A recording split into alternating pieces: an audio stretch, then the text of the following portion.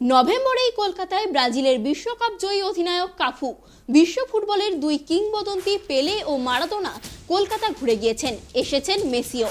এবার কলকাতায় পা রাখতে চলেছেন আরও এক বিশ্বকাপ জয়ী অধিনায়ক। কাতার বিশ্বকাপের আগেই 2রা থেকে 4ঠা নভেম্বর প্রথমবার 3 দিনের জন্য ভারতে আসছেন ব্রাজিলের দুবারের বিশ্বকাপ জয়ী প্রাক্তন রাইট ব্যাক কাফু।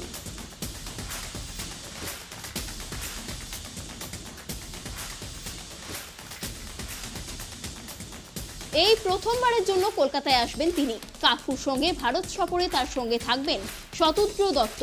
তবে শুধু কাফু নন, সবকিছু ঠিকঠাক থাকলে আর্জেন্টিনার এক বিশ্বকাপ জয়ী তারকা আসতে পারেন তার সঙ্গে।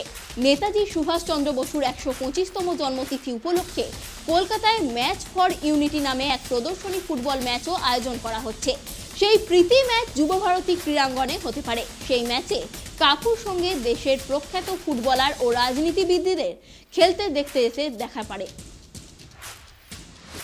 Captain Cafu sails on in India 2 and 4 November.